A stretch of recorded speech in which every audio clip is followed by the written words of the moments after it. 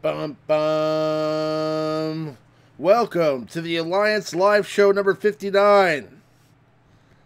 I'm joined by my esteemed colleague and super awesome dude, just all around great guy, good old Maurice. You can see him in the top left corner of your screen. How you doing, bud? Pretty good, man. How you doing? Doing good. Doing good. I can see that you're your usual super excited self. Can't wait to jump out of your seat. Basically bursting with excitement at the moment. Yep. Yes, indeed. Yeah, good. Well, we've got a lot to discuss. Obviously, there was some information that came out this week about the mods and what's going to be happening to them. Did you get a chance to read the post, Maurice? Oh yeah. So, Yes, indeed, I did. thoughts, please. I want to hear your thoughts about six dot mods and mod slicing and what this means for us in the next, at least in the interim. It doesn't look like 7 dot mods is coming anytime soon. It looks like they're trying to basically ease us into 6 dot mods and then ease us into 7 dot mods eventually at some point. Okay, let's chill with the 7 dot mods. Let's baby steps. Let's take some baby Well, steps here. I thought that we were going to get them both at the same time. I mean, for the longest time, I thought like whenever 6 dot mods come, we're getting 7 dot mods together, right? So this is like kind of interesting because, it's kind of the opposite of what I thought. I mean, I didn't expect that they would just give us 6 dot mods first and then 7 dot mods later. Well, in a nutshell, certain stats got significant increases. Certain stats didn't get increases. Speed, flat offense, and protection. Those stats did not get nearly the amount of boost, if you will, as some of the other stats did. Health, health mainly as a primary, secondary, tenacity, and defense got really hooked up. Offensive percentages as a secondaries, the general rule of thumb is when you acquire a new mod, it's like you don't want percentages, right? So you don't want percentages on offense, you don't want percentages on defense. But with these changes, and once these mods evolve, they really start to balance out. So there's not really a bad secondary stat anymore, or we'll see. We'll have to see how it works when they're released. But stat changes. There's a new filtering system. It looks like basically what they've done is taken SWGOH and it just imported it directly into the game with like the mod management, which is fantastic. We were talking earlier in the Discord. It'll be nice. I'm real reluctant to ever remod anything on my team, in my roster, without sitting at a computer, right? Because I don't have SWGOH. But now you can do all your modding on the phone, on the fly. You can make mod loadouts, just all sorts of tools that we've been asking for a long, long time. And at least in the initial screenshots they've showed us, it looks to be basically everything we've been asking for, we've been complaining about over the past year, ever since mods were released. That they've. No, Maurice. No. I think we lost Maurice again. Try what? There you go. You're back. You're back. We lost you for a second there, or at least I did. Okay. Well, basically everything we've been asking for since basically mods were released looks like they've delivered. Like I said, I don't know if you guys caught it, but basically they've imported the SWGOH filtering system, or the .gg sites filtering system. It looks to be imported directly into the game. Mod loadouts, all sorts of good stuff. It's gonna be a big update. I personally, they might have announced it. I missed it. I'm kind of unsure of how we're going to acquire the end game 6E 6 dot materials. So that's yet to be seen. The other stuff they have said it's going to be a 9th table, I think, on the mod battles. I believe it is. Right. So they're going to separate mod energy and canteen energy basically now. So. Oh yeah, that's huge. I mean, for a newer player, that's fantastic news. Right. So basically be able to farm them both now without having to worry about which energy you're spending. But yes, I mean you're going to probably be spending a lot more energy to farm. I guess pieces now to upgrade your mods. Right, but I believe the mod energy, I believe they're separating Cantina in the mod portions right? There's gonna be two separate energies, I guess. But the mod energy, I do not believe, much like the fleet energy, will not count towards your 600s.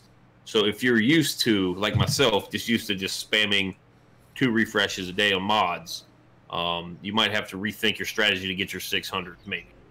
So that's something to consider and keep in mind.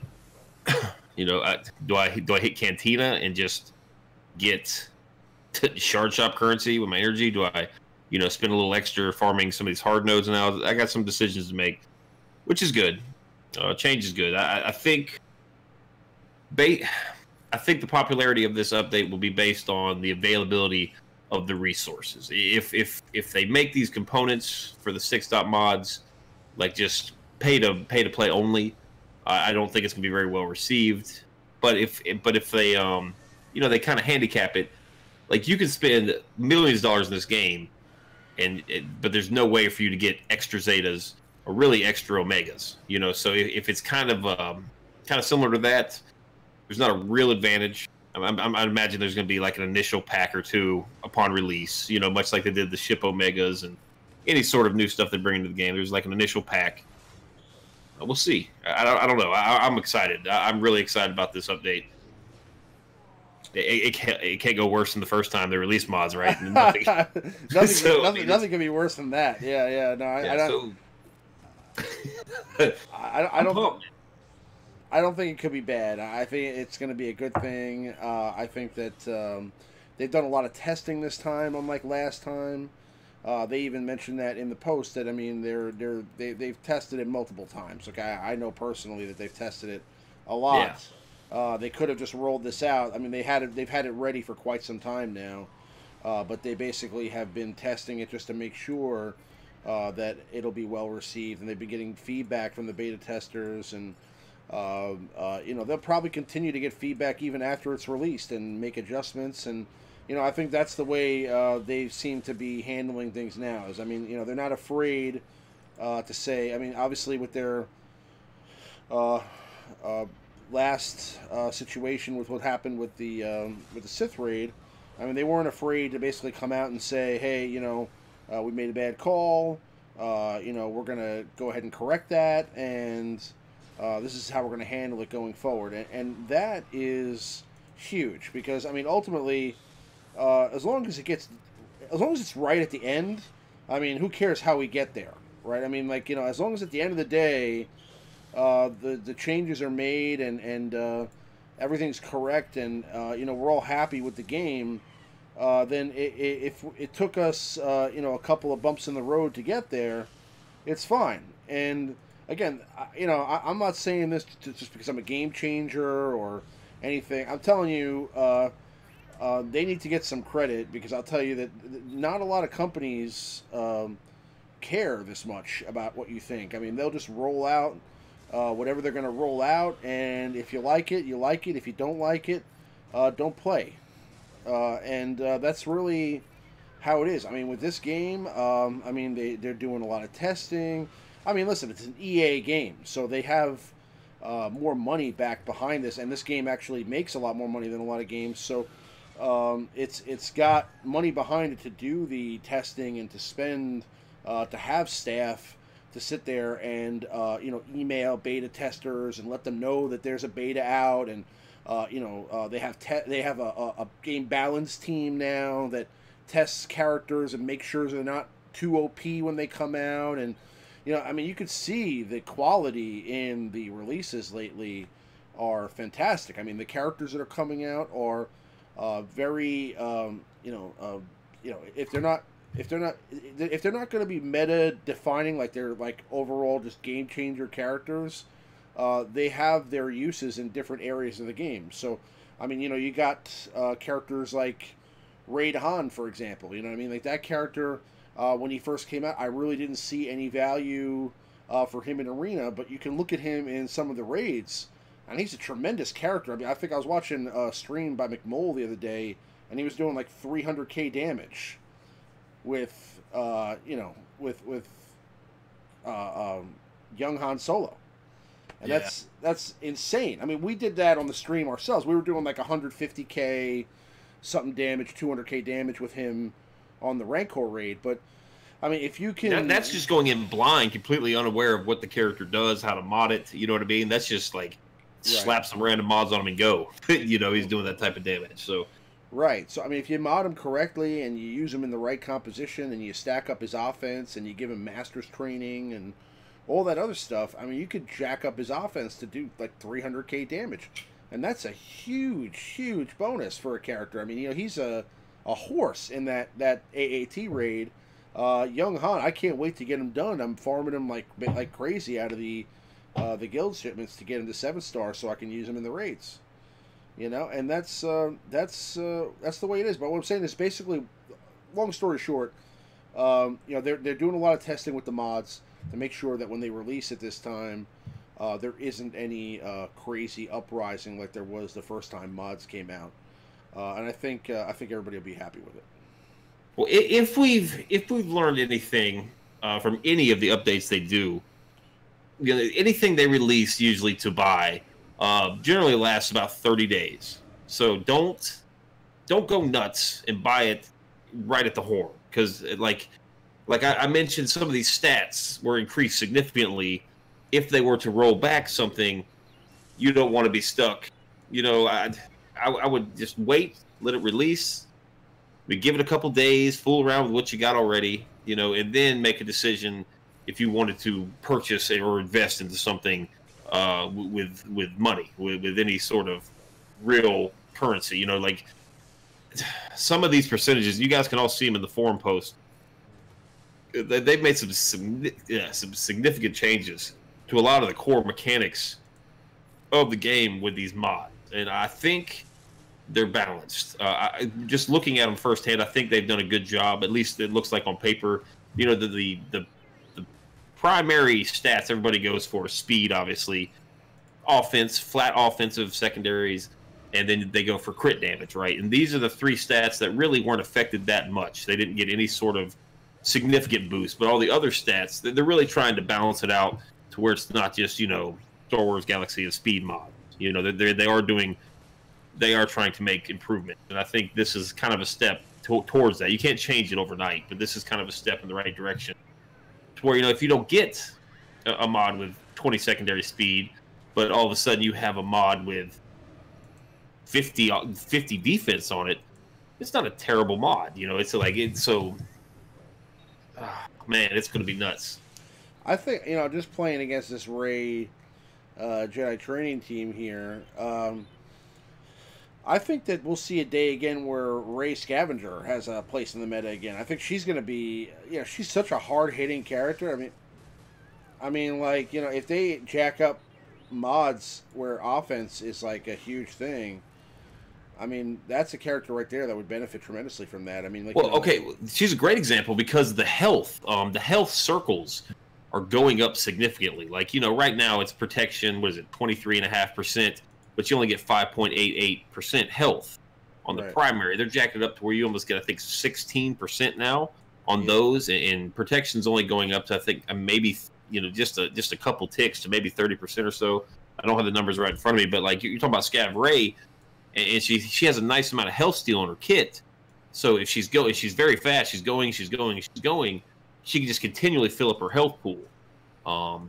You know, so this is going to be very interesting to see how this plays out, because no longer will Rey just be a one-shot.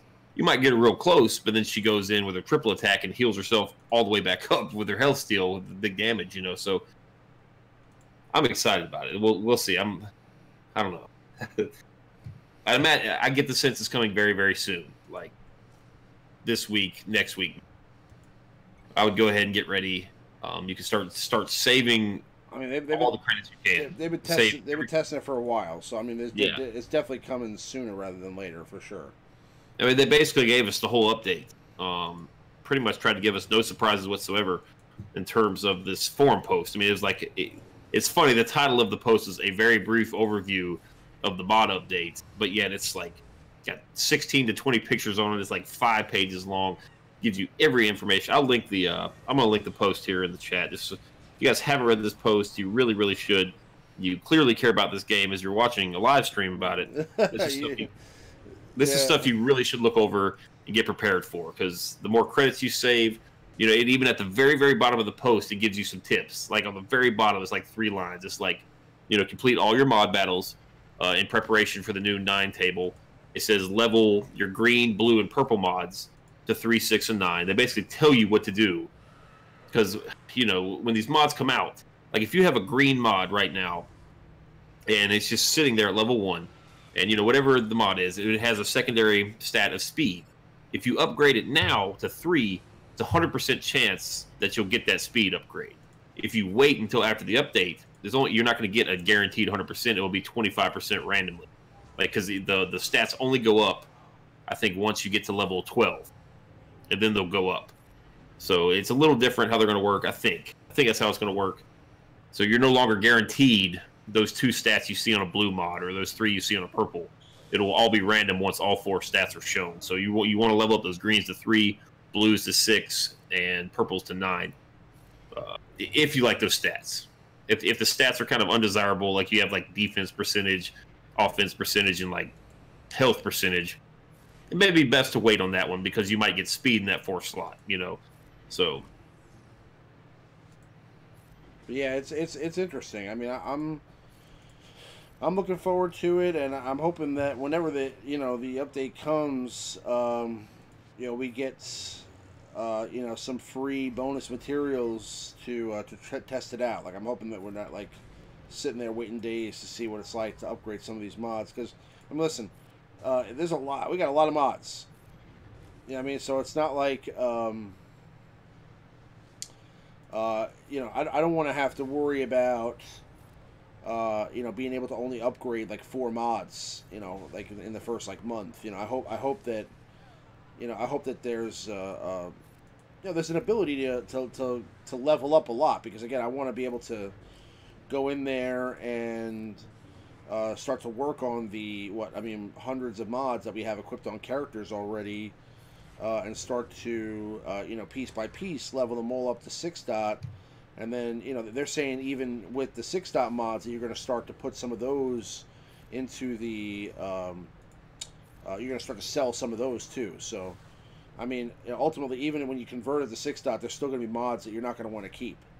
So I'm hoping that the materials aren't too hard to get. Well, it'll be interesting. Like now, if you level a mod up to 15, it shows gold. It'll be really interesting to see once this update drops. All these gold mods I've been using for so long, it'll be real interesting to see where they started. Like, I guarantee half of the speed arrows I use probably are like, gray or green mods that just, doesn't matter. When you first start collecting mods, you get a speed arrow, it's automatic level 15. Like, you have to use it, right? So it'll be interesting to see, how much better I can make those. Like, all my crit damage triangles, I guarantee a lot of those are lower tier type mods that I just, you need them. You need crit damage, you need speed arrows, offensive crosses, potent, all sorts of crosses. It would be cool. And then it'll be a lot easier to determine which mods are kind of junk, and you're going to delete them. So, what's a good counter team to Bastila? Besides Treya? Yeah, besides Treya. You got Nest on there too. Any sort of high damage team. I mean, so you think like a Rage Jedi training team would be good against them? I really haven't seen we haven't encountered a Bastila TW zone yet on defense. And honestly, the only teams I've fought, I just use my Treya team and destroy them. So I don't know. That's something I need to work on. That's something I need to try to develop. Because that I guarantee that will be, that's going to be a TW defensive team eventually for at least some guild. Because it's a relatively easy team to build, and most of the guilds above 100 million GP have some form of Jedi, at least semi-prepared. From the Yoda event. Half the people that open this game, you're either light side, dark side, and most of those people just go right for Jedi. Qui-Gon Jinn, you got Anakin, you got Grandmaster Yoda that you can get, just the key characters in the Star Wars universe.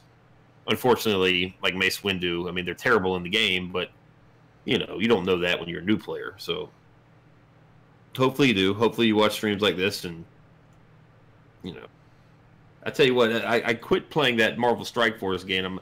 I'm kind of been looking for another game to play, and like if I'm interested in the game, I immediately go to YouTube and try to get tips for it. Yeah, I'll tell you another thing. You kind of commented on the communication and the effort they're putting into releasing things right. And I'll tell you what, I've played quite a few games over the past 3-4 weeks, and you know, I do a lot of complaining sometimes about CG and how they release this and how they release that, but we really have had it pretty good after playing some of these other games I've been fooling around with. So it's a lot more optimistic about this game after fooling around with a lot of other games. You talked about the game we don't talk about. Well, we don't say the name.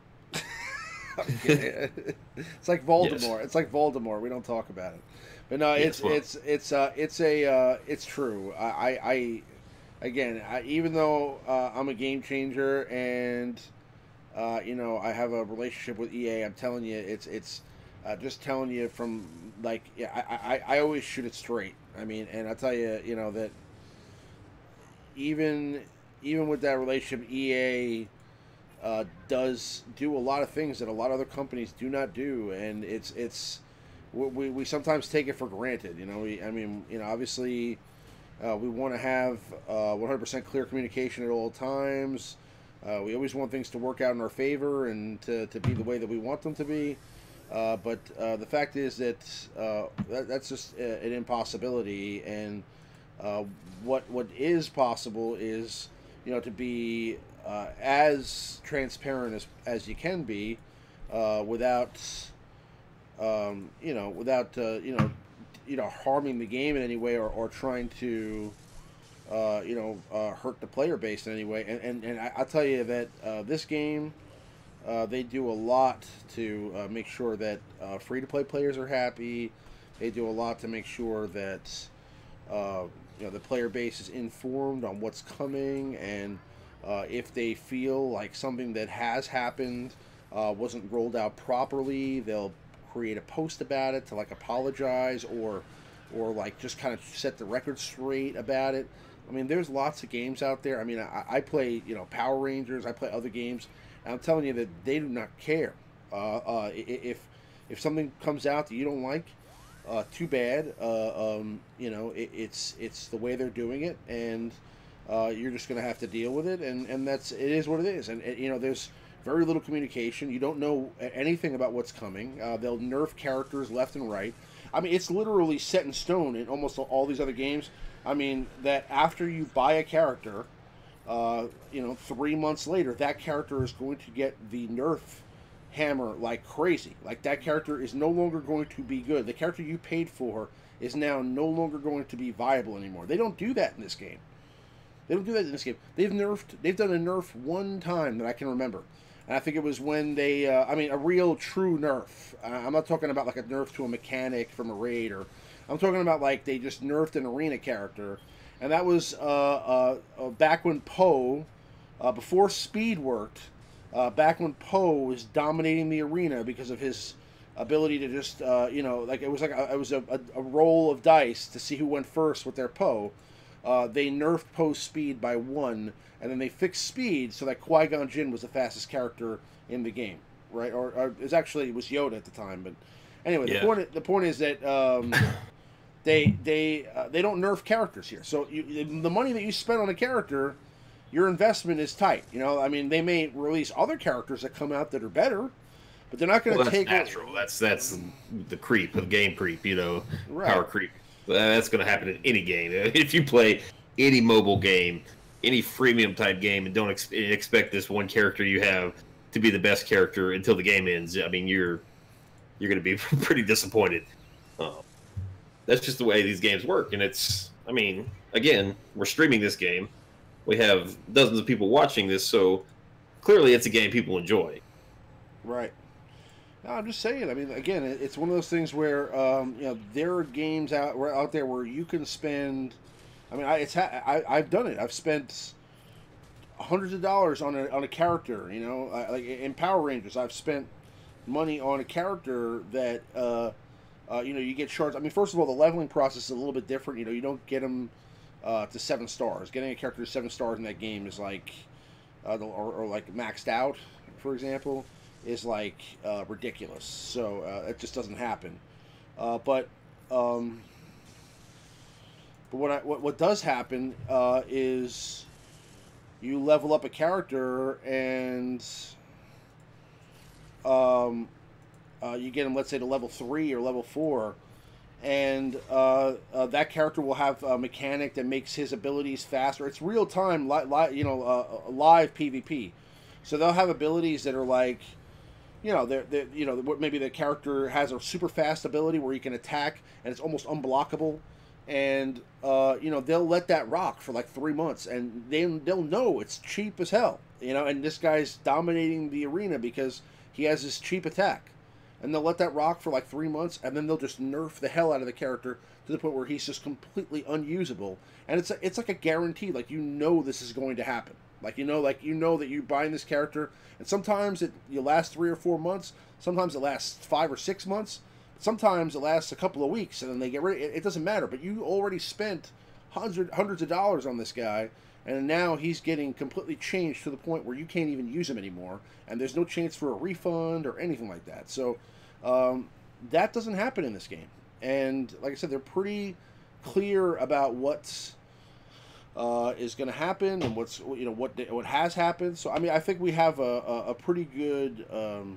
we're in a pretty good situation, and sometimes we take that for granted. And I think that we need to kind of sometimes when things happen that we don't necessarily or we aren't necessarily thrilled about, just kind of take a step back and just take a look at it and say to ourselves, like, okay, is it really that bad? And if it is, voice our opinions about it. And I think that the company, is typically fair enough that they'll listen to those opinions and make adjustments when they feel it's necessary. Yeah. But that's pretty much our talk about the mods. I mean, again, we don't really know that much yet, other than there's lots of pieces coming. If you guys have any requests for teams, let me know. I've just been kind of trying out some different things, and we're getting together questions now too for the Q&A segment of the stream that we'll get to after the top 5 and the meta report. But also, there's a link in the description to my Discord. If you guys haven't joined my Discord yet, I'm going to be starting to do Q&As for people that are in that Discord. So we might actually do a bi-weekly live Q&A in the Discord where people will be able to ask me the questions themselves. Either way, for sure, what I'm doing is right now I've created a section in there called Ask Ramon, and you can go to that section right now and you can start typing in questions. And I'm going to do videos where I answer your questions and mention, you on the video, in videos that are coming up. So I'm going to do questions and Q&A videos where I just have your question on the video, and I'll give you credit for the question, and I'll answer that question for you on the video as well. And hopefully those will be a lot of fun. It's a way for me to interact with you a little bit more. Even though we do the live streams, sometimes I don't necessarily get to all the questions. So if for some reason, let's say, you have a question that pops up that you'd like to ask me, and you think you might forget to ask me that question on Friday, or I'm sorry, on Sunday when we have the live show, you can go into my Discord, you can type the question in there, and I'll make sure to try to include it in the next video that I make about questions. So that's cool. Yeah, as far as that goes, I mean, with the mods, let me just get into a battle here. Let me try this again.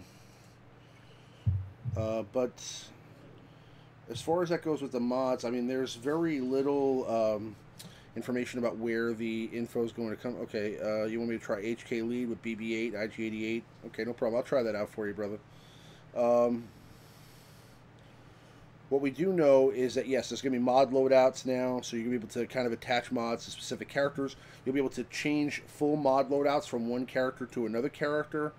You're going to be able to, basically search all your mods right on your phone and not have to go to SWGOH.gg to do that anymore. There's really... Honestly, that's what I'm the most excited about. Just simple, able to do everything and just from your phone, just filtering and sorting. And the mods, like, you can filter, you can filter by set, and you can filter by secondary. So let's say you want a health square, like a health mod set, right, with a square, and you want to sort by speed secondary. You can do that now, and not only will it show you the mods in your inventory, it will also show you any of the equipped mods. So if your fastest mod is on Nest, you're building a new team, and you want to take that mod, you see that mod on Nest on the left, and you can move it just right to your new character. You will leave Nest without a mod, but it's very simple. And plus SWGOH, you go in there and look through all your mods. Let's say you've got a mod just hanging out on the bottom of your inventory. It's like level 6, but it's a blue mod, but it's ding speed twice. It's got 14 secondary speed on it. You might not know you might not remember you have that mod or something. It will just show you everything you've got all in one sitting in order. That's going to be extremely helpful. You mentioned the mod loadouts. A lot of these teams, like you're using for the Sith Triumvirate raid, you want all your fastest mods on BB-8 for P1. But then you want all your fastest mods on Hermit Yoda for P2. And now you can just instantly switch them over. A lot of the characters like Raid Han, for instance, and then P3, you don't need them fast, but you need them really, really to hit hard. You need high crit chance, high offense. And same thing with like Snowtrooper, same thing for like Asajj. Like a lot of the characters, that you want to hit real hard, they don't really necessarily need the speed. You can just one phase, go to the next phase, swap it right over, done. What do you think about we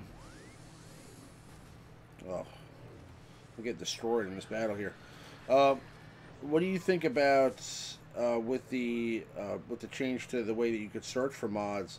The fact that you'll be able to search mods that aren't equipped, right? Like, I mean, in SWGOH.gg, you can only search mods that you have equipped on characters, right? You can't search like mods that just aren't that are just in your inventory.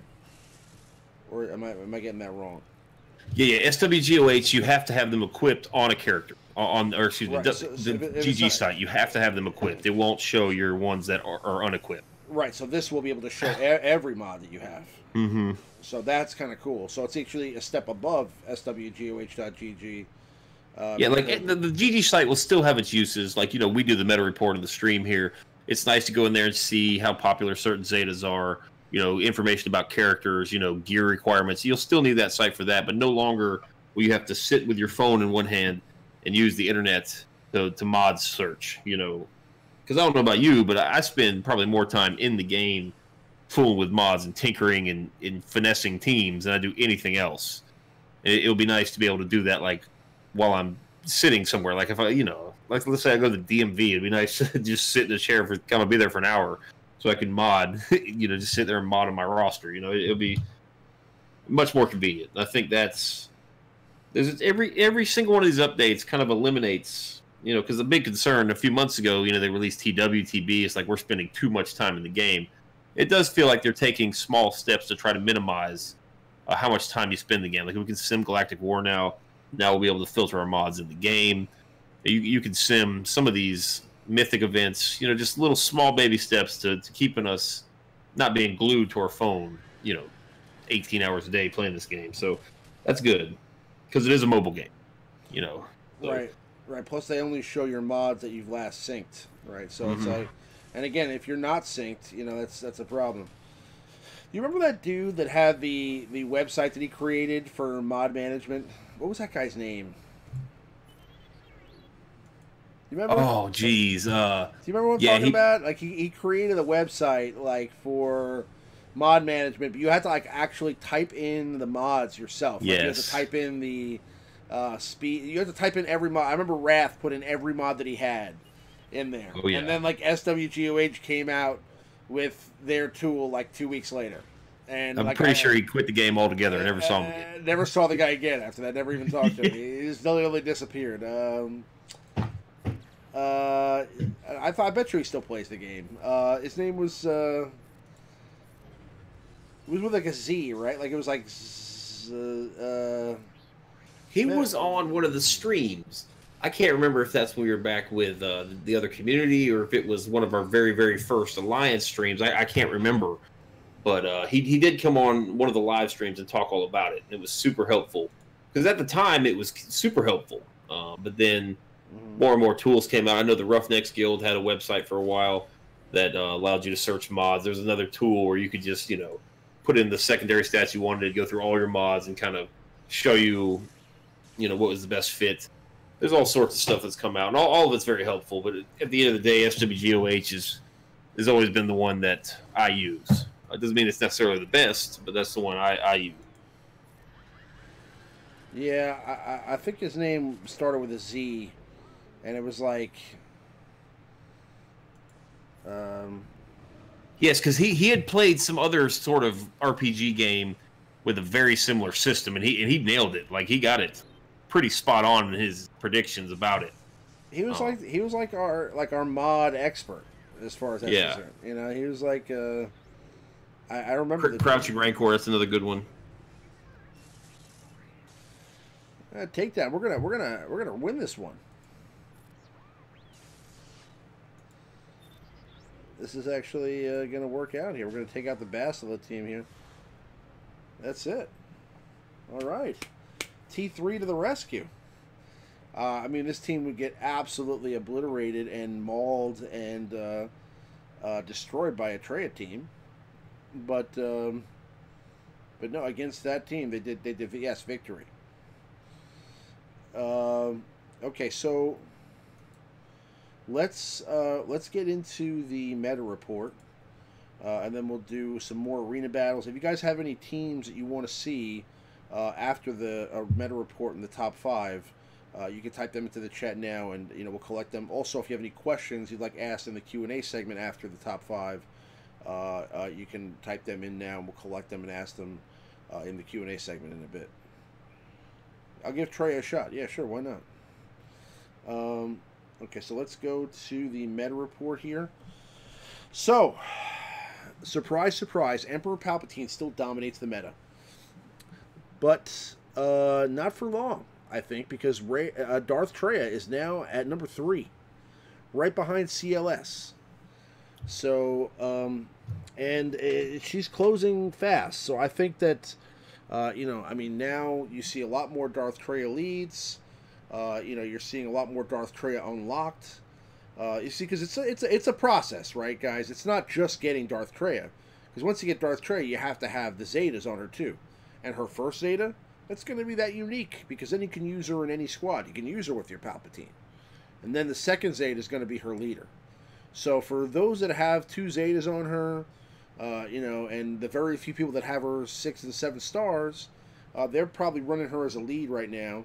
And other people with 1 Zeta on her and be at 5 stars, they're probably running with her as a support character, or depending on your preference. I mean, if you just like Palpatine because you're a fan of the Emperor, I understand that. Okay, but you can win with both. Not saying, there's no team that's undefeatable right now. But I do think that come, let's say, 2 months from now, maybe a month and a half, I'd say 2-3 months from now, I'd say at least at the very most 3 months from now, I think you'll see Treya as the dominant character in Arena, with Palpatine taking a back seat to her, and that's clearly the trend right now. And Rey is still there, but Treya has surpassed her. CLS is still there. Treya is going to surpass him here very soon. And, it's going to be just between Treya and Palpatine. And eventually they're going to be at a point where they're 50-50. And then eventually Treya is going to overtake him at some point, as more and more people realize that Treya is the dominant character at lead.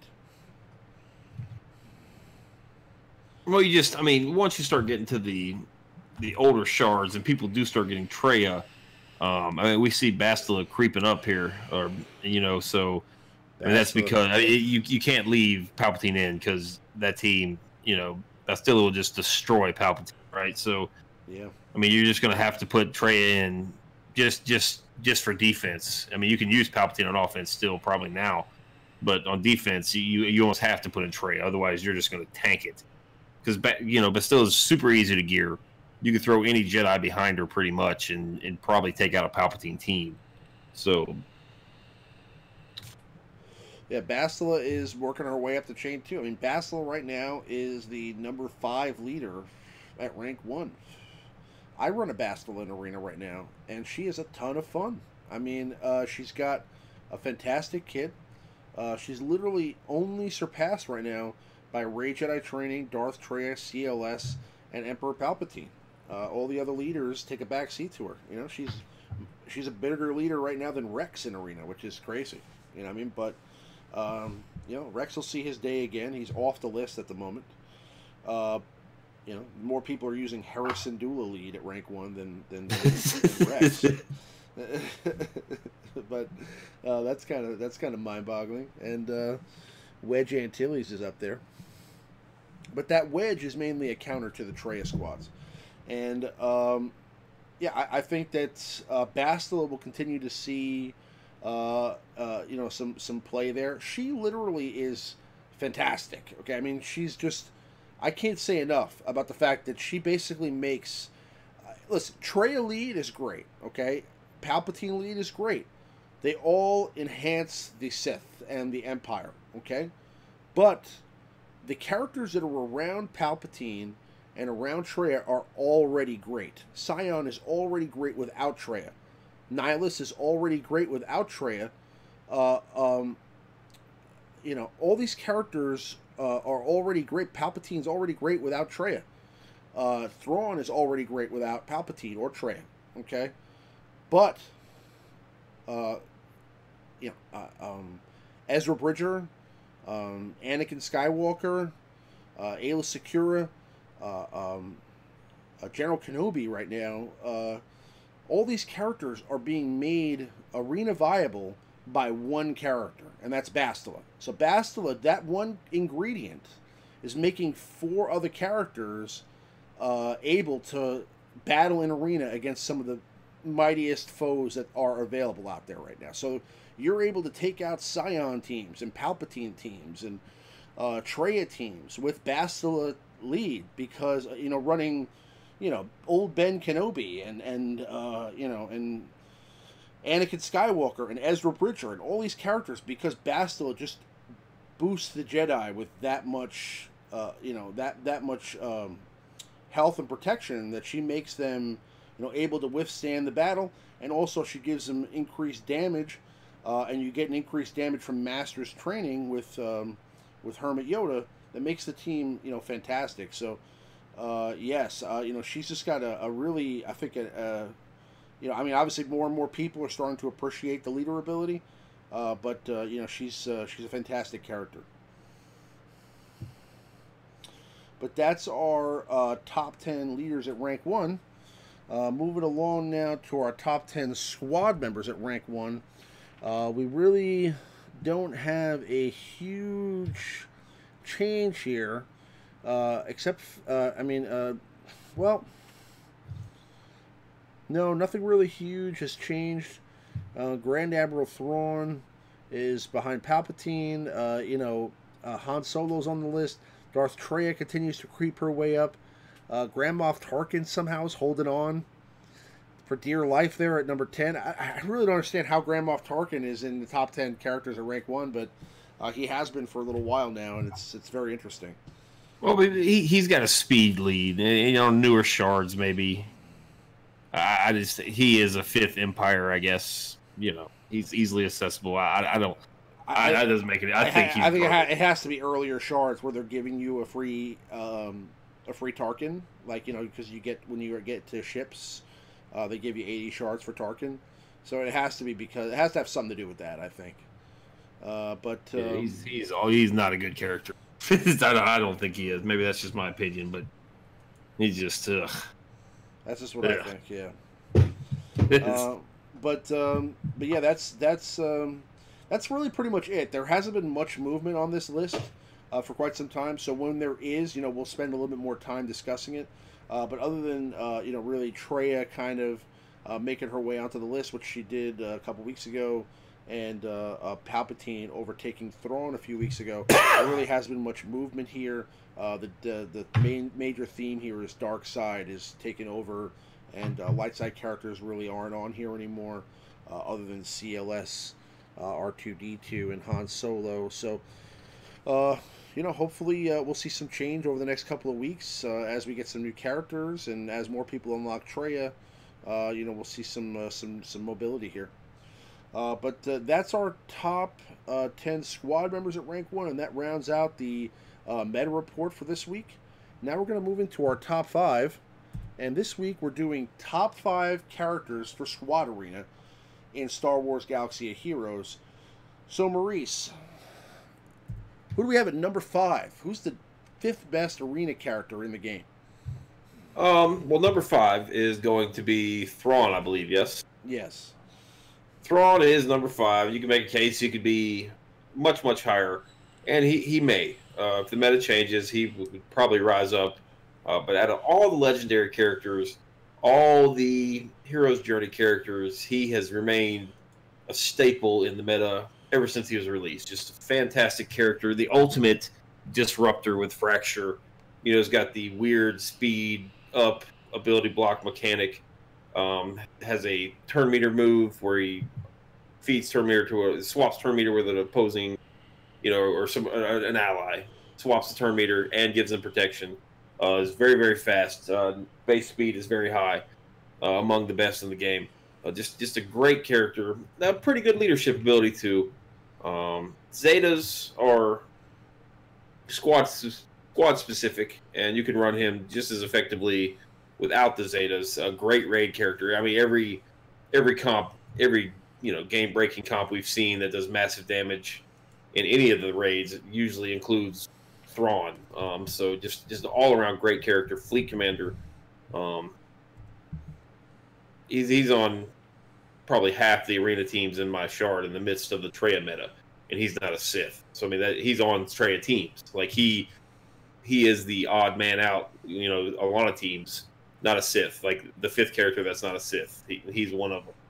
So he's such a fantastic all around character. I mean, on top of the fact that he's the captain of a capital ship, he's also, I mean, in arena he's got such a an ability. I mean, to give protection to his allies, give them 100% turn meter, remove all buffs so he dispels. He's also got fantastic leader ability. I mean, even though it's not really meta right now, I mean, you could beat some teams with his leader ability still if you have the right components around him. He's got Fracture, which is an ability that only he has, and that pretty much holds characters in place and renders characters like Darth Nihilus, Treya, Scion unusable. When they're under Fracture, they can't do anything, and that's a fantastic ability and why he's here. If you mod him for speed, make him fast and one of the the fastest character to go on the board, you can pretty much choose whatever character you want to disable to start the encounter, and that's why so many people have him in arena right now, because he's just a great 5th character to throw in to kind of control the board and give yourself an early advantage in the battle. And he doesn't exactly do that on defense. For the most part, he does give turn meter and protection regen if somebody gets attacked first, which I'm not really a huge fan of. I wish he on defense always went for Fracture first, but that's just not what he does. So he's got a ton of great abilities. He's a fantastic character, better on offense than he is on defense. But overall, just definitely a top 5 arena character without a doubt. So Thrawn is number 5. Moving along to number 4 character in Squad Arena is Bastila Shan. You guys didn't see that coming. You didn't see Bastila coming. I did, because it's my list. Okay, and I'll tell you, you may fight me on this, but she deserves to be here. Bastila is tremendous. I mean, she makes all the Jedi great. Her ability to increase her leader ability is fantastic. She basically increases tenacity. You can't stick debuffs on anybody. Okay, you can't ability block them. You can't stun them. You can't do anything. These characters with behind a Bastila lead, they can't. They barely ever. Palpatine basically is useless. You can't stick shock. You can't stun them. Scion, can't stick any debuffs. I mean, basically, they're also gaining a whole ton of protection, and they're able to withstand a whole bunch of waves of damage to start the encounter, which was one of the biggest problems with the Jedi going into the Sith meta, was that they were too squishy to fight the Sith. So now they're not behind the Bastila lead, and they also get a turn meter bonus to start the encounter, which makes them all go first. So I mean, overall, I mean, her leader ability is fantastic, and she's definitely one of the best characters in Arena right now. Besides the fact that she calls in assist, gives her own ability, which is legendary Masters training, to allies, and can give them a whole bunch of buffs like crit chance up and crit damage up, and has ability block on her basic. I mean, that would be an ability that in itself would be fantastic if she wasn't facing against a Sith all the time. If she was facing against other characters, that ability block would actually work and be significant and be a fantastic way to stop characters from doing some of their first attacks. It may be one of the attacks you'd go with first if you were facing, let's say, a Thrawn team or something like that. But overall, she's tremendous. She has an ability to stun with Dispel. She does almost everything. What are your thoughts, Maurice? Well, I mean, I was considering excluding her from the list altogether, but you kind of convinced me. For just the utility she brings out of a otherwise worthless faction, definitely is worth noting. Yeah, I mean, you pretty much touched on it. You're the Jedi Homer of the two of us, so I am talk me into it, and I think you're right. I think she's not perceived as a great arena unit because we're in the midst of a Traya meta. In the midst of it, like once the Traya meta kind of fizzles out, we see more of a balanced type, some variety. I think Bastila will be way better. Just unfortunately, she was released right in the midst of her hard counter in Traya. And long term wise, she's a great investment. You guys should totally, if you have any Jedis on your roster above Gear 10, you should probably invest in Bastila just because she's so easy. It makes them totally usable in any PvP setting. And I can see the argument that Grandmaster Yoda might be just as important, but he's really not. No. Because Grandmaster Yoda leads and why Shard lasted all of 3 days. Yeah. They came and left. And it's still a good leader, but I'm saying this is by far better. And on top of that, Grandmaster Yoda as a support character is, very important, but almost a necessity on a Bastila team. This is a lead that's going to get much better post mod update as well, because that protection up, I believe, is health based. In health, anything health based in terms of mods will get significantly better post update. So there'll be even more protection for you to chew through before you get to their actual health and protection pool. So she will get a little better, in the coming weeks. So she's also behind a paywall. So I mean, once you have her 7 stars. And you can use her in the raids. I mean, she is going to be tremendous in that Sith raid whenever you get her the 7 stars. We've already seen footage of her, basically slapping up everybody's damage. And I mean, coupled with crit damage up, crit chance up, and then Master's training, everybody's going to be doing, all the Jedi are going to be doing a ton of damage. You could do 4 or 5 million with a Bastila lead, and that's probably on the low end. If you put together the right squad around her, you could probably do more than that. So, I think she's overall a very good character, and especially for Arena right now, that's why you see her kind of moving up the list, and why she's the one of the best leaders at rank 1 right now. But that's our number 4 character in Squad Arena at the moment. Moving along to our number 3 best character in SWGOH for Squad Arena, we have Darth Nihilus. You know him as the Lord of Hunger. So, why is Darth Nihilus here, Maurice? Annihilate. Just annihilate, force drain, cooldown reduction, and now when you pair him with the Triumvirate, he just gets an absurd health pool that if you let it go, it's almost you just can't get through it. I mean, you can watch it. Like, put your arena, if you run Traya in Arena, Traya lead, put your gameplay on like 1 time, 2 times speed, and watch how much health he regenerates every time you hit a debuffed enemy. 20,000, 30,000, recovering 40,000 health, and that's 10%. You know, that's so, which means his health pool can climb upwards of 400, 500,000 hit points, and that's insane, right? I mean, that's nutty. To the point where, to the point where you can only eliminate him with another Darth Nihilus. Yeah, the only way you're taking him out is expose or annihilate. Yeah, that's it. Ball game. I mean, IPD can't. I mean, IPD will go and blow up and like take a quarter of his health off. It's silly.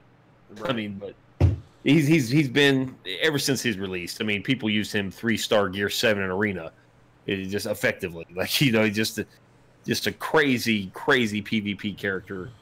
Very little to no use in the Sith raid, unfortunately. But just we're talking PvP, and he is definitely. I mean, even I have Bastila teams on my shard that use Nihilus as one of the members. I mean, just he's total plug and play. Great, he's way better with the Triumvirate, but you can throw him in any team, much like Thrawn. Just plug and play character. He's arguably the best character in the game overall, and I mean, there's a couple other characters you could say that are, you know, in that category as well, if you talk about raids and other things like that. But as far as PvP is concerned, this guy makes it happen. Okay, he can increase others' cooldowns. He dispels with his basic. You know, he can basically he can take out an entire character, no matter how much health they have, with one attack. And that's not something that anybody else does. He has an insta-kill ability that doesn't exist. I mean, other characters have abilities that are close to that, but nobody has a guaranteed insta-kill ability other than Darth Nihilus. And he's just a tremendous all-around character. I mean, his pool of health, like Maurice said, with a Traya lead, can become tremendous. And he can become almost indestructible if you don't annihilate him. And if you make him fast and you get him on a team where, you know, he sticks a lot of debuffs because you have that Zeta on him, and he's able to, you know, increase their cooldowns. I mean, he's also working great on a Bastila team as a 5th as well, not just Sith teams. So he's a character you can use on a lot of different compositions, and you know, he performs and you know, is a essential part of that team. Basically, you know, because of that annihilate ability, he becomes a fantastic component to add against a Nest team, another Nihilus team, or really any other team that has a character that's difficult to take out. But that's our number 3 character in Squad Arena for SWGOH. Moving along to our number 2 character in Squad Arena is Enfys Nest. Oh, man. So I'm sure a lot of you guys are probably swirling right now talking about Enfys Nest at number 2. Why? These guys are nuts. Well, let me tell you. Okay, Enfys Nest can basically 1v5 your entire team. Okay? Enfys Nest has a tremendous set of abilities. I mean, you know, the AoE Daze, Dispelling with her special, Stun, Dispelling with her basic... Dispel with her basic, Stun with her special. You know, she stacks protection, and she just looks really cool. Why do you think Enfys Nest is here, Maurice? Why do you think she's number 2? This was your pick. Well, I mean, she's, in my opinion, the very best character in the entire game. She is, because yes, she has AoE Daze. Yes, she counters. Yes, she exposes. But the reason she is so good is because if you can get her to go first, it's the first time in months that your team can have an actual proper turn order. She goes first, removes the turn meter, and then you can, the other 4 characters, you can clock them properly to where they actually function as a team. Like on my team, my Enfys Nest goes first, right? I make sure she goes first. I have both the Gear 12 plus pieces on her. She flies. She's fast enough.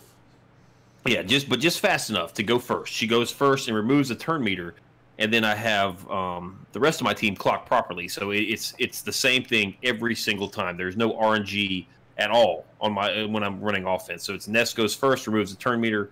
Scion goes, you know, dispels everybody, drops the pain, which is irrelevant because it's a Traya team. They're just going to dispel it, right? But then Scion goes, then Thrawn goes and fractures Traya. and then Nihilus goes, sucks the cooldowns, and then Treya goes and then does her isolate on Nihilus. 100% of the time, no RNG. Like, I know how my team's going to work every single time I go into an arena battle. And that is why she is so important. I mean, we've been dealing with Sith for months now, and it's just a total RNG fest. She eliminates RNG, which is a very underrated capability. like we're so used to the Sith now, even with Maul, even in that meta, just RNG dependent, and she takes some of that out. And I think that's why she's number 2. AoE Days is pretty awesome too, right? That's pretty cool. Yes. Very, very good Zeta, can bypass taunt, which is annoying if you don't have her Zeta, because then you just find yourself constantly hitting Scion every single turn with her. But if you do put that Zeta on, she gets crazy health steal. That's why we see her in all these game modes. Like, I think somebody, made a video of her soloing, like P5, P6 of territory battles just by herself. It's because of that Zeta. Just a great character. You can use her at 3-star. You don't have to go, climb the paywall to get her. 3 stars fine. Gear 9, 10 is fine, but she will be squishy. But you guys need to save some resources when she does come out. Farmable. Excuse me. I would suggest going straight for her. Like, she is one of the few characters I would ever suggest for you to stop your current farm and go for. Yeah, I agree. Definitely worth it. And excuse me, I'm sorry about the choke. It's all right. All right. Yeah, she has a tremendous set of abilities. I mean, also counterattack, which is kind of why she's able to 1v5 your team if you don't take her out early enough. And with her protection stacking, if you leave Nest for last, you could be in big trouble. So you want to make sure you take her out early on in the battle, or at least as early on as possible. And she's overall a fantastic grab, especially for a marquee character that you can use at 3 or 4 stars. And just get her the gear 10, gear 11, and she's ready to go. All she needs is that Zeta, and she could be a viable option. And, this is definitely a homer pick here by good old Maurice. But we're going to go ahead and consider that our number 2 Squad Arena character in Star Wars Galaxy of Heroes. Moving along to our number 1 Squad Arena character in Galaxy of Heroes. This is going to be a total shocker, guys. You're never going to see this one coming. It's Darth Treya. So, obviously, I would love to, pick a wild, interesting pick here and say it's Ugnaught or, somebody who you didn't expect. But the facts are the facts. And when you're talking about Squad Arena right now, and how much we're hyping up the Darth Treya lead and how it's going to be the meta for the foreseeable future, Darth Treya is number 1 in Squad Arena. And that's because, I mean, she just basically turned the game upside down. She's got, tons of damage. Her isolate ability basically renders characters useless. She's, with her leader, basically taking damage away from your opponents every single turn. I mean, she's just a force to be reckoned with. On top of that, she has, special synergies with the Triumvirate. So if you stick her in there with a Nihilus and a Scion, she just, adds more and more utility to the squad. And, I mean, what are your thoughts on her? Like, why do you think, she's number 1 here? Well, you touched on it earlier in the show. Like, when you get Treya, you put the Zeta on her unique first. And what that unique does is every time a Sith ally starts her turn, they just instantly shed all the debuff. I mean, yes, they lose health per debuff, but every time you attack a debuffed opponent, which, using a Sith team, the opponents are always going to be debuffed, you just get the health right back. This is, much like Bastila, like I mentioned earlier, this is going to be another case of she's going to get even better post-mod update, because her kit grants the 40% potency and also crit avoidance, right? And these in potency and crit avoidance are going to be enhanced a little bit, but the tenacity is getting a big boost. And with her crit avoidance and potency leadership perks, it's going to kind of calm down that boost they've given to tenacity. Crit avoidance arrows are going up to 35%, I believe. So if you slap one of those on Sith Trooper, That's 75% crit avoidance. So that's a lot of crit avoidance. That means, let's say your character's 50% crit chance. You know, half the time you're going to crit right, but only 25% of that time is the crit actually going to go through. And it's going to be pretty incredible to see. I think we're going to start seeing a little bit more crit avoidance arrows on Sith Trooper if you're not using one already.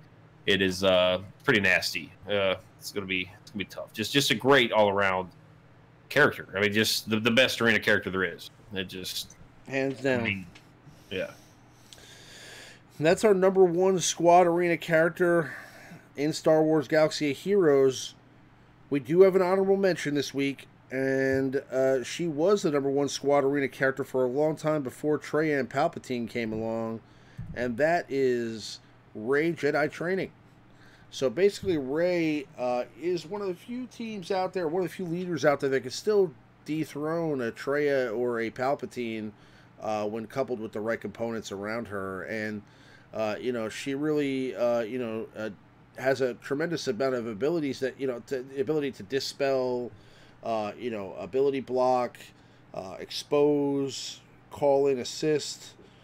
You know, her leader is fantastic for Jedi and for droids, you know, especially when coupled with BB-8. I mean, what are your thoughts about Rey? Well, this is an offensive pick. You know, if you're in a newer shard or you're a little bit lower in arena, you can climb with Rey. You can beat everything with Rey. It's just you are going to wake up pretty upset the next day if you leave her in there. Just a great kit overall. She's made tons and tons of these top 5 lists we've done over the months, and just big damage, pair with BB-8, all sorts of crazy damage, foresight mechanic, you know, self-healing with that Zeta, great leadership ability. You know, anytime resistance ally crits, pretty much, you know, it's an exposed characters, you know, have a, you know, lose a little bit of turn meter, all sorts of great mechanics. And this thing you throw with R2 BB-8, and you can just pick X and Y to round out your team. You can use Resistance Trooper, Scavenger Rey. You can use some of these other droids. Nest. You know, you can, yeah, Nest. I mean, Old Ben. People use General Kenobi. Just pick a tank, just throw it in there. It's effective. Just a very, very good, very, very good. Definitely worth the investment, and that it's and you almost worth the investment in those veteran characters. Yeah, definitely. Almost is the key word there. Yeah, almost. yeah. But that's our top 5 squad arena characters in Star Wars Galaxy of Heroes, courtesy of the Alliance. Good old Maurice and I. If you guys like that, please leave a like on the video. Definitely smash that like button, and if you haven't already, subscribe to the channel. What we're going to do now is we're going to go into some more arena battles here. Again, if you guys have any questions that you'd like to have answered on the stream, or any comments, if you have anything you'd like to discuss, any topics, now's the time to discuss that. If you have any teams that you'd like to see me try while we do that, now's the time for that as well. So we're going to go back to some battles here. So, have we compiled any questions, you know, over the last couple of minutes here? Yeah, we got some questions. I did see a team in here. Okay. From DSP. Try my arena team: Rex, Wampa, GK, Grandmaster Yoda, and GG. Okay. So, if that's General Grievous, that'll be interesting. Okay, so Rex, Wampa, GK, Grandmaster Yoda, General Grievous versus Rey.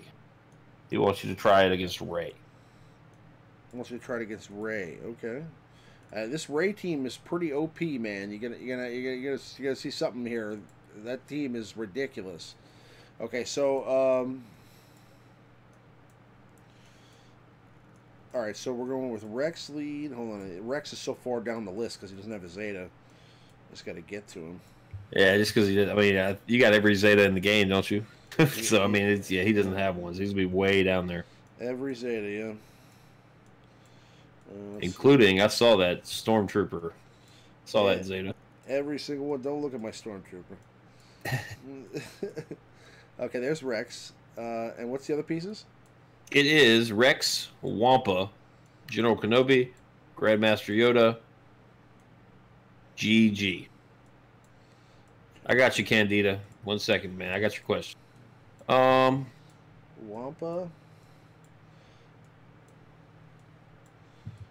Okay. And what were the other? All right. General Grievous and what else? You got Kenobi, Grandmaster Yoda. Oh, Grandmaster Yoda also. Okay. While you do that, we can go to the first question. Josue Garcia, I guess he's referring to the... Okay, he says referring to the mods. Why do they want us to grind even more? Well, look at this way. Look at it this way. If we ever don't have to grind anymore, this game is over. Right? So there will always be grinding for something. If it's not for mods, then it'll be for character shards. If it's not for character shards, it'll be for credits. There's always going to be a grind in this game. And that's kind of the way it's designed. I mean, the game is a long haul kind of game. Oh man, this is like not looking pretty. I told you this Rage Jedi training team is no joke. Yeah. That's pretty much it. I mean, that's. But I mean, like, yeah, there's no way we're ever going to be not grinding something. They're going to always have some next thing for us to go after, because if that stops, then that means that essentially the game is complete. I mean, we're always going to be grinding for a new player level. Eventually we'll go to level 90. We're going to be eventually going for Gear 13. We're eventually going to be going for 7.mods.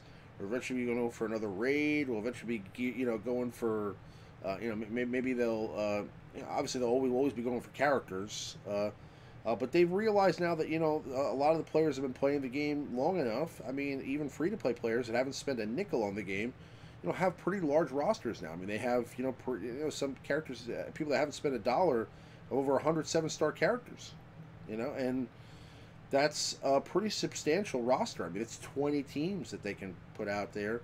So the grind isn't just going to be shards. There's always going to be other components that they have to add, like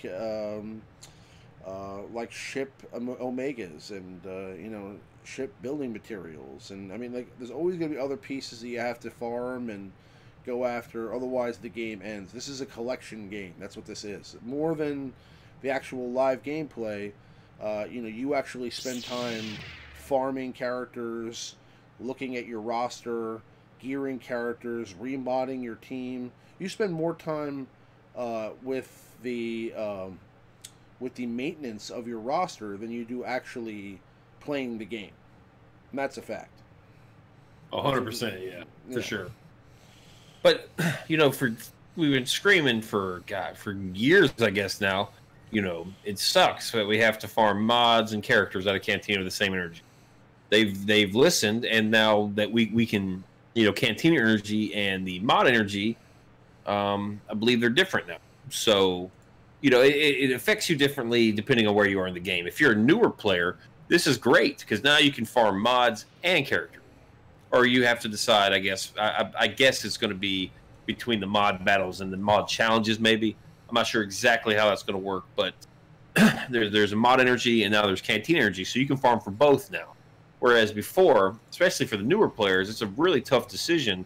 Do I farm for characters or do I farm for mods? And you'd have to do either or. A lot of people suggest, 1 day mods, 2 days characters, or whatever your routine was. But now it's going to be characters every day, mods every day. And it is something else to grind, but it's not going to cost you like it does currently. I think we'll see. We'll have to see the drop rates and how easily accessible these components are. Because let's take the fleet battles, for instance. If you're farming fleet battles just for the sole purpose of getting ship omegas, that is a slow grind. But in that element of the game, you do get gear. You can farm Scion out of there. But we'll have to see what exactly drops from the new table on the mod battles. But I don't know. Like you said, there has to be something to strive for You know, the past few months it's been Treya, Treya, Treya. Everybody wants to get Treya, and now people are starting to get Treya. I just 7-starred my Treya, you know, so I'm done with that. I'm done with that grind. So now I'm moving on to mods, you know. So Right, and then eventually there'll be another character from a raid or TW. Who knows? Some other place they'll put a character, and I'll have to farm that character. That's how it is.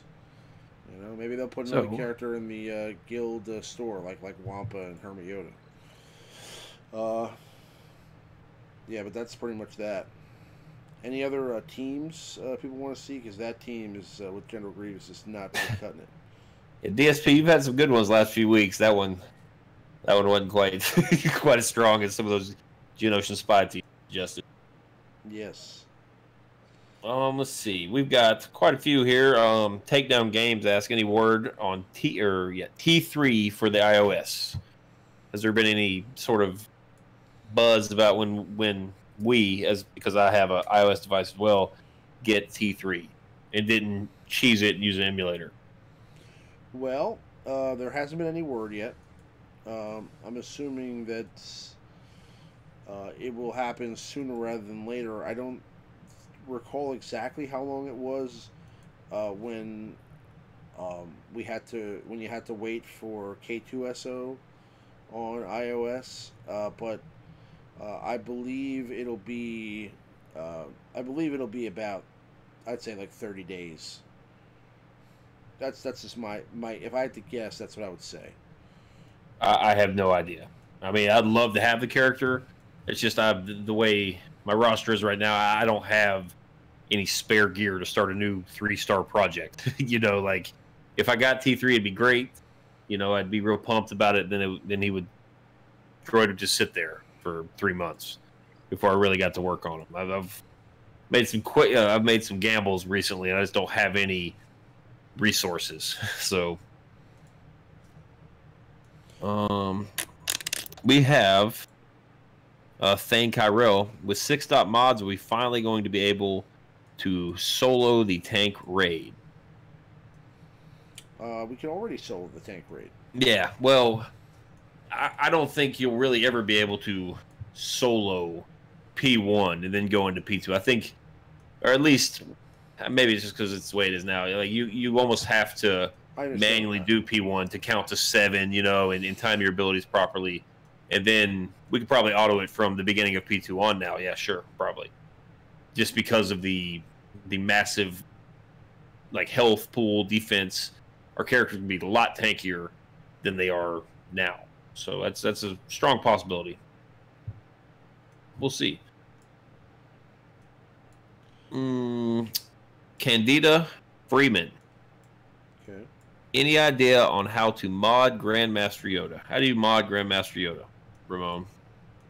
Well, in my opinion, I would mod him with speed, because you need him to go first, especially in a Bastille Elite. You know, some people have modded their Thrawns to go really fast, and you need him to go before Thrawn, because you need him to reduce Thrawn's turn meter to avoid that fracture.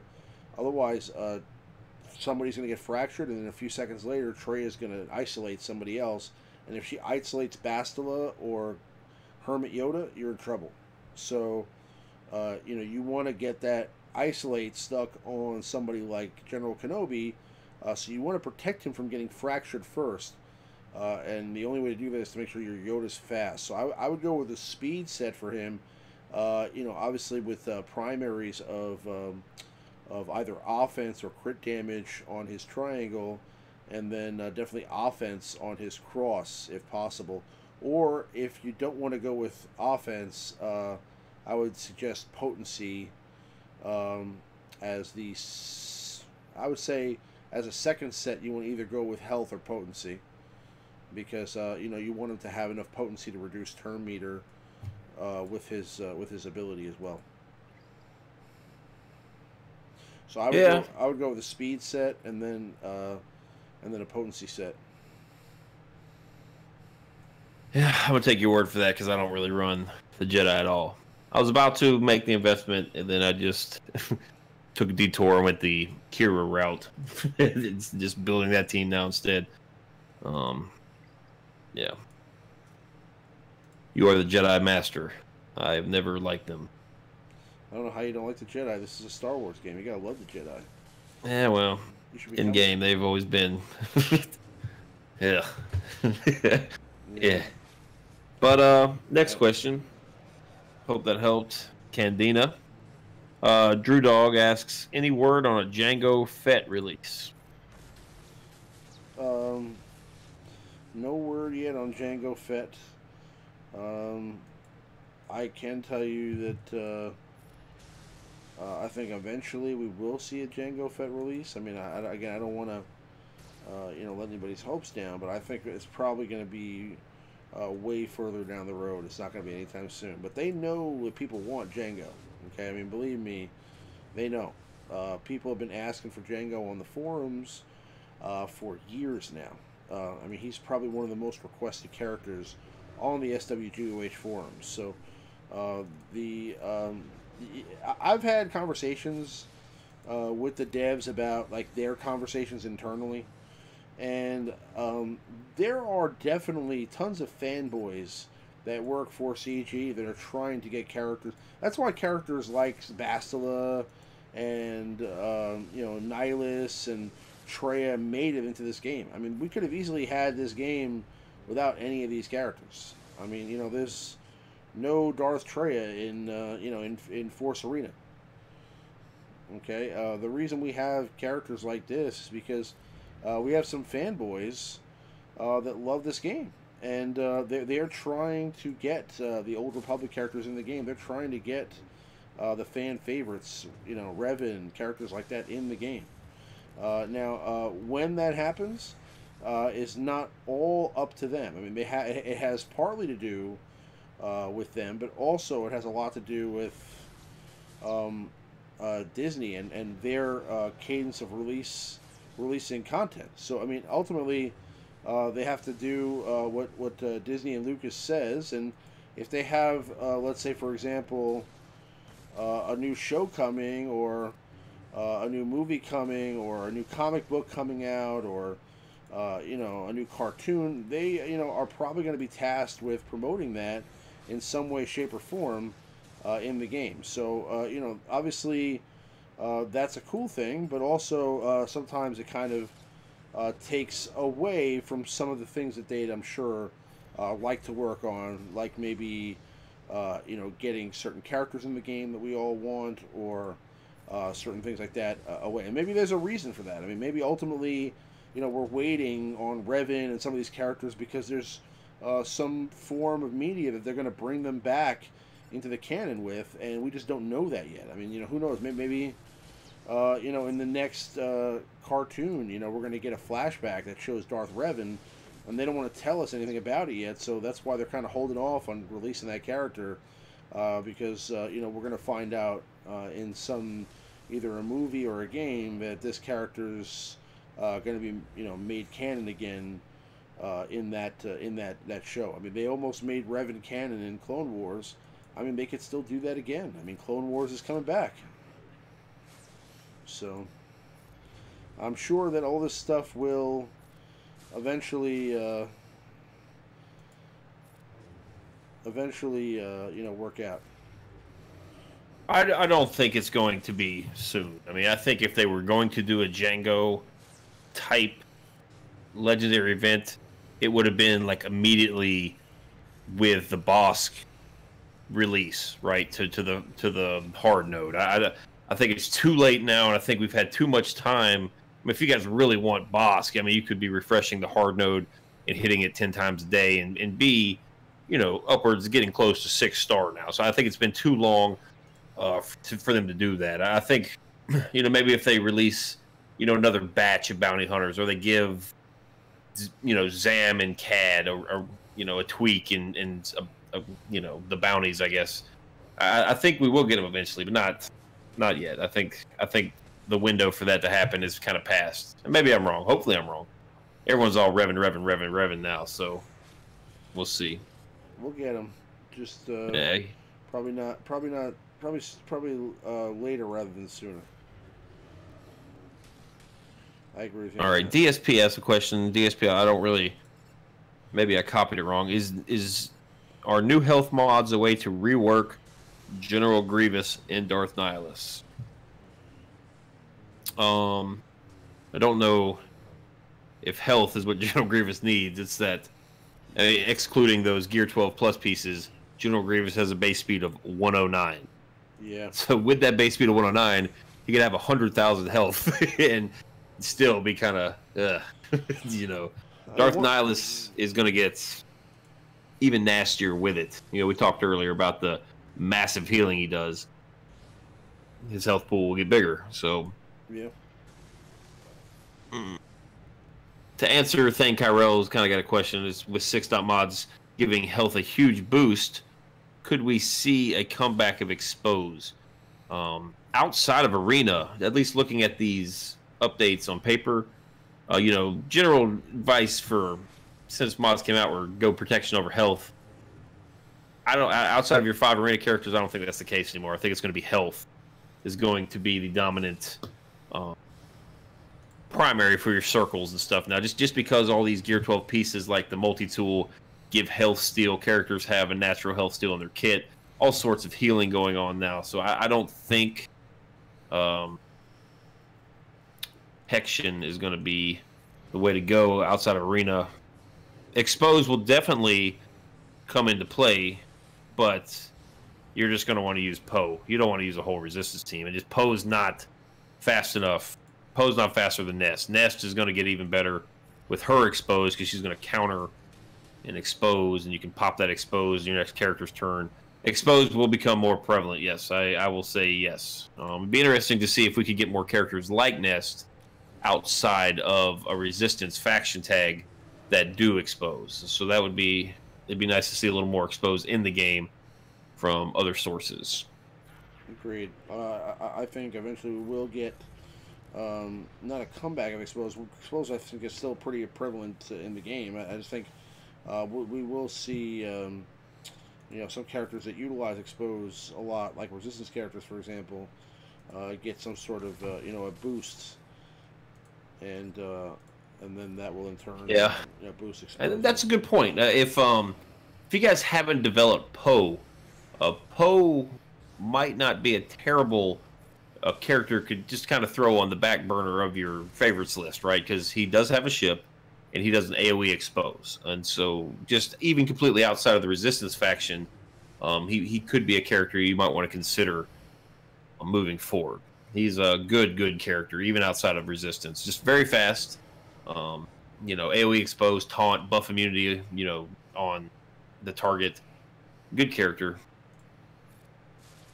DSP asked another question. Sith always going to be meta? Jedi Luke? Sith will not always be the meta. Example being Darth Maul. I would say no, yeah, they're not going to always be meta.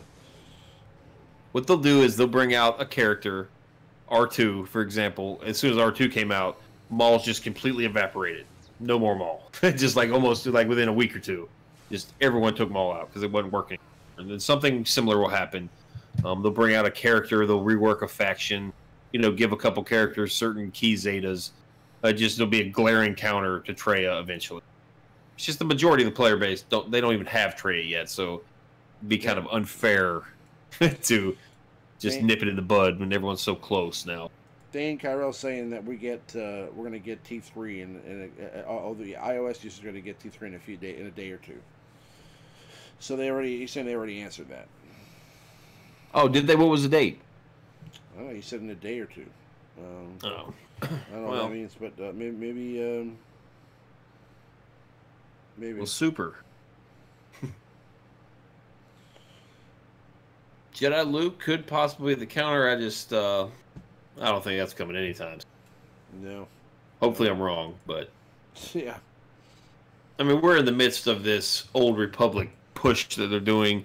You know, they just worked so many other factions and Old Republic bounty hunters. You know, that they've given us just tons of Han Solo movie characters, all sorts of scoundrels in general. I'm not sure it's really screaming Jedi Luke yet. That's going to be the carrot they have for a long time. Keep people playing, keep people asking for it. Yep. Yeah, Jedi Luke. Okay. Jedi Luke will come down the road definitely, but I mean he's going to be one of the last components they put out in this game. Like, he's Thing Kyrell asks, if I have a Traya lead in P2, does Scion the raid boss take damage when he counters? I have no idea. But I'll tell you what, I just got my 7-star Traya. I'll be more than happy to test that out. Because that's interesting if it does. Yeah. I don't know the answer to that question either. I do not. If anybody knows the answer to that question, feel free to type it in the chat. I haven't, like I said, I just got her like yesterday, so I haven't had a chance to use her yet in the raid. I've tested out a 7-star Traya, on the builds, but I mean, I don't know for sure off the top of my head. So I'm in a tough situation. I'm the second person in our guild to get 7-star Traya, right? So I want to be a good guildmate.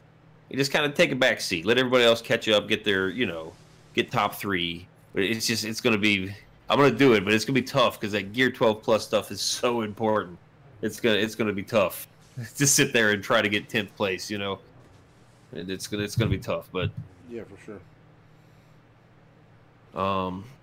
Is it worth putting? This comes from Thomas Abbott. Is it worth putting a Zeta on my Scion if my guild isn't even close to Traya? I run EP, Stormtrooper, Darth Vader, Thrawn, and Nihilus. Will Scion make this team better? Yes. Yes. It says, which character should I take out? Stormtrooper. You put in Scion or Stormtrooper, and your team instantly improves. Because what happens is when you put we put Scion into your team there, every time Scion receives a debuff, Nihilus will get turn meter. So it'll automatically make your Nihilus go faster. And Scion is just a better character overall than Stormtrooper. Stormtrooper's not as bad as people think or say he is, but Scion is definitely an improvement with or without the Zeta. The Zeta, I would suggest putting the Zeta on it. He does become a monster with that Zeta. He gets that held by hatred off quicker, and that's ballgame. He turns from a tank into just a brutal attacker once he gets that held by hatred. Yeah, I'd say Scion is the best tank in the game. So I mean, you can't go wrong with him. Well, he really should have been on the top 5 list tonight, but it's kind of boring to put all 3 of the triumvirate. Of course, 5 character list. That's not very exciting. Scion could always make the top 5. Yeah, he could have been the honorable mention too. But again, it was just one of those things where we wanted to use some of the characters that are being used in the arena and are definitely top of the arena. But you will want to develop Scion though. I mean, I wouldn't try putting him in your arena. I mean, I guess it depends on where you're at in the game. But if you've played a while, I wouldn't try using him unless he's at least Gear 10, Gear 11. Yeah. So, if he's like Gear 6, Gear 7, there's really no reason to put the Zeta on him yet. Maybe just put it somewhere else. By the time you get Scion battle ready, you'll have another one.